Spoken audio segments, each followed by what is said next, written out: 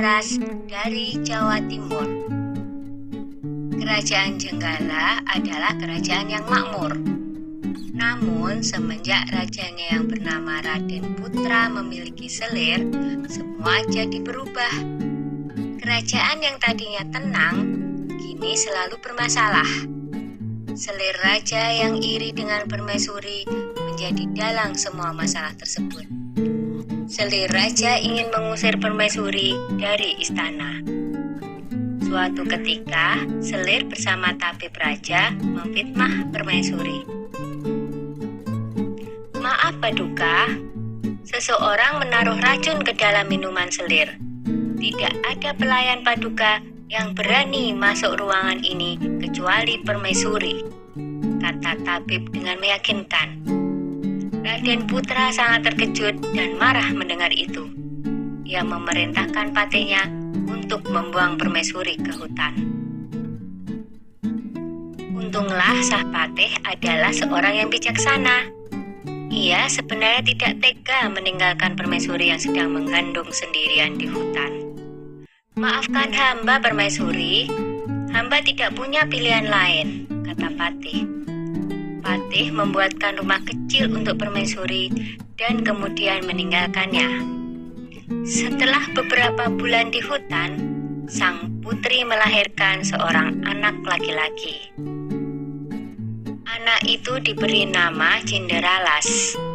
Karena lahir dan tumbuh di hutan, Cinderalas berteman dengan binatang-binatang di hutan itu. Suatu hari, di saat asik bermain, seekor burung Raja Wali menjatuhkan sebutir telur. Cinderalas mengambil telur itu dan bermaksud menetaskannya. Tetapi secara ajaib, telur itu menetas menjadi seekor anak ayam. Cinderalas sangat menyayangi anak ayam itu. Kian hari, anak ayam itu tumbuh menjadi seekor ayam jantan yang gagah dan bersuara merdu. Kicauan seperti seekor burung yang tengah bersiul nyaring. Yang lebih mengejutkan adalah setelah bersiul nyaring, ayam itu berkokok. Kukuruyuk, tuanku adalah Cinderalas. Rumahnya di tengah rimba, atapnya daun kelapa. Ayahnya Raden Putra. Cinderalas memperlihatkan ayam jantan itu kepada ibunya. Ibu Cinderalas yang mendengar kokok ayam itu akhirnya menceritakan asal-usul mengapa mereka sampai berada di hutan. Mendengar itu, Cinderalas bertekad mengungkap semua kejahatan selir raja ke istana. Aku akan ke istana, Bu. Aku yakin kebenaran akan menang dan kejahatan akan mendapatkan hukuman yang setimpal. Setelah diizinkan oleh ibunya, Cinderalas berniat pergi ke istana membawa ayam jantannya. Dalam perjalanan, ada beberapa orang yang sedang mengadu kokok ayam mereka. Cinderalas kemudian dipanggil oleh orang-orang itu. Ayo, kalau berani, adulah kokok ayam jantanmu dengan ayamku.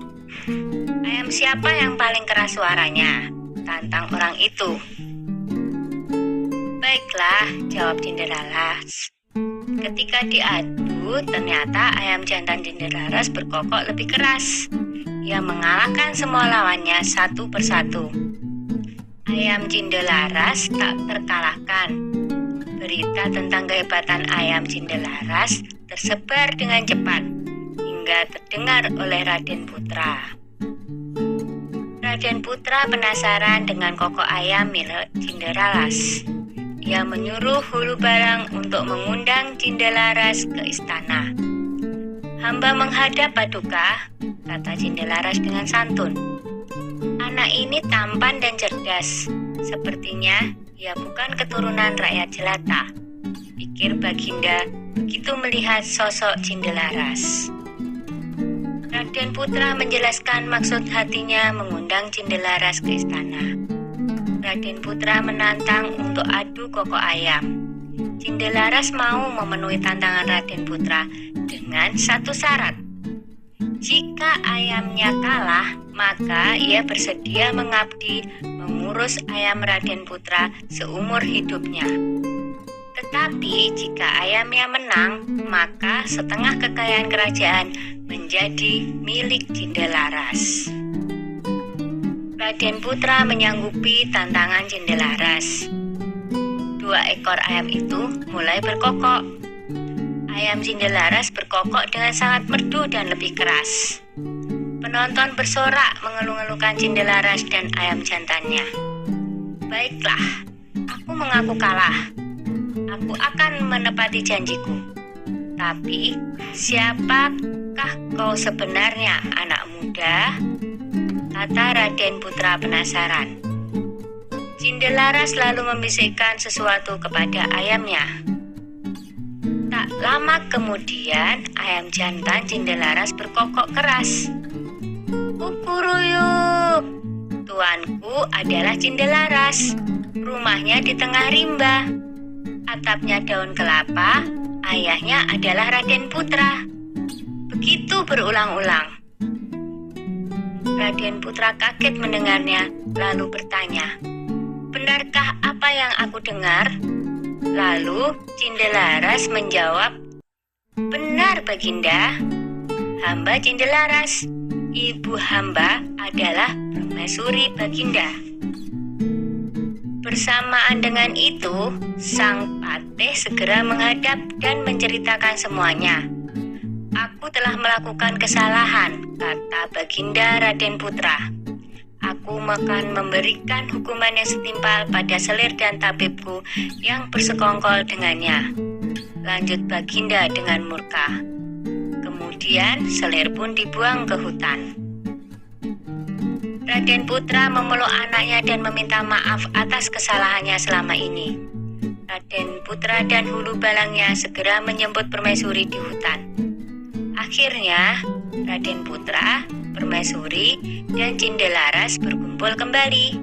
Setelah Raden Putra tiada, Cindelaras menggantikan kedudukan ayahnya dan memerintah dengan adil dan bijaksana.